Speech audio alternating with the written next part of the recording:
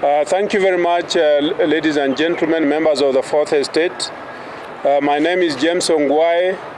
I'm the Vice Chair of the Council of Governors. I'm here with the Chief Whip of the Council of Governors, Alex Tolgos, is here on my right, the Governor for Elgeyo Marakwet.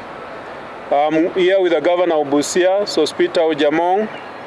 I'm also here with the Governor of Trans Nzoia, Patrick Aemba. My chair of the Council of Governors has had to rush. We were with him in the meeting. We had a virtual meeting. That's why you do not see the other governors here. We had a virtual extraordinary meeting of the Council of Governors, and we have had fairly extensive discussions on a number of issues, some which are internal. I would want to talk to you on those matters that are external to the Council of Governors. And if you allow me, I'll read the speech that of the resolutions that we agreed today.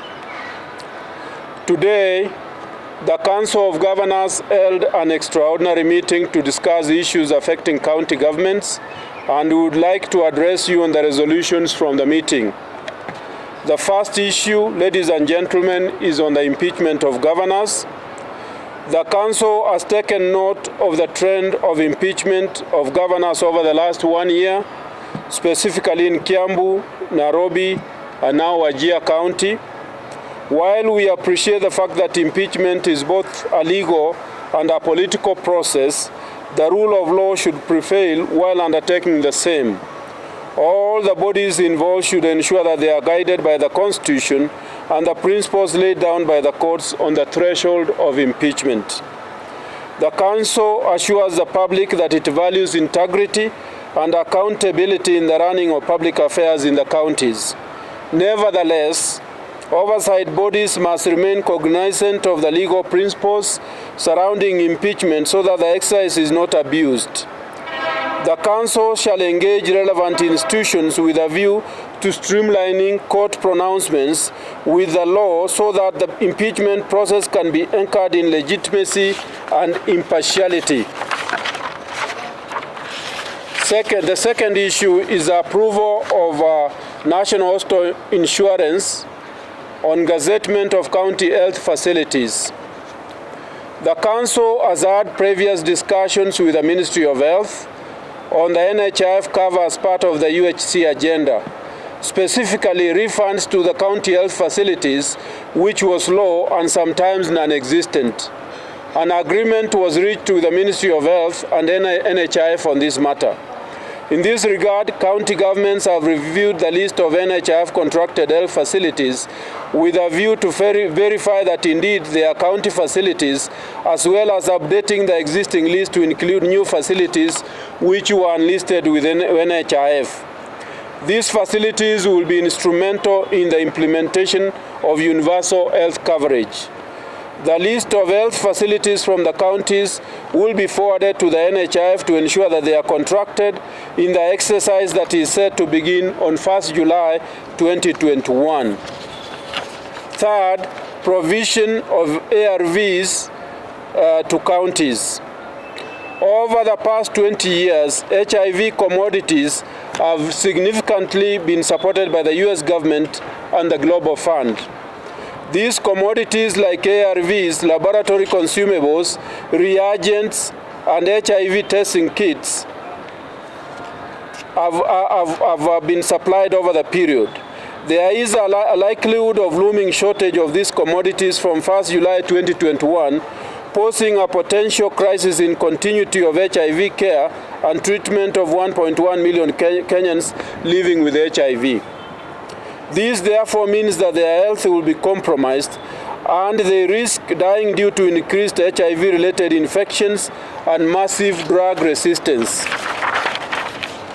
As a matter of urgency, we call upon the Ministry of Health and USAID to immediately procure a third-party agent to handle the warehousing and distribution of the health commodities that are stuck at the port of Mombasa.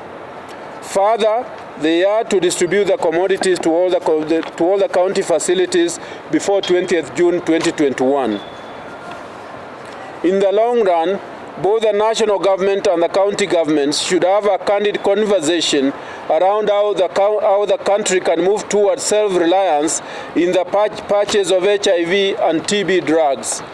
In the long term, both levels of government need to discuss sustainable HIV interventions and how we can reduce dependence on donors on such critical matters. We need to look internally and begin to rely on ourselves in the procurement of these critical commodities. We assure the public of the Council's commitment to support the devolution. Asante sana. Thank you very much, ladies and gentlemen.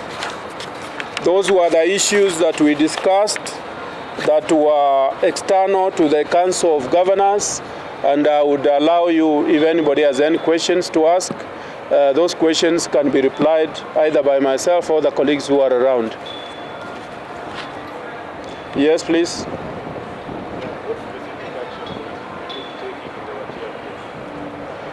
In the Wajir case, the Council is resolving, not necessarily in the Wajir case, but the Council is resolving to follow the Wajir case so that the issue of the threshold comes out clearly, because what we are seeing over the period is the threshold for governors is becoming lower and lower and lower for impeachment of governors. Now, I would want to ask the Fourth Estate to look at the impeachment of senators, look at the impeachment of members of parliament, and also look at the impeachment of members of the county assemblies. As you write on that, then also be more objective and look at the impeachment provisions for those other elected officers, so that then we will be able to understand this problem, because the impeachment threshold for governors is becoming lower and lower. Indeed, we are getting to situations where procedural and administrative matters that don't fall under the governor are actually impeachable.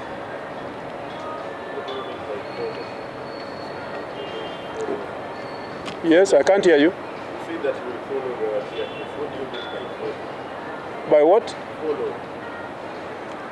By following, it means that we are actually going to be enjoined. We have passed a resolution in council that we are going to be enjoined in this case.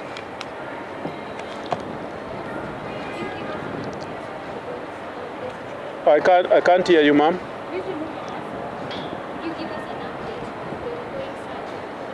Of what?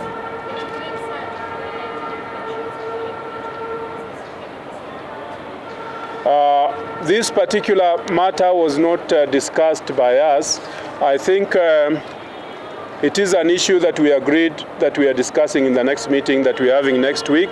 It's going to be a substantive item of agenda, and at that particular moment in time we will give a press statement on it, because we are having a meeting next week.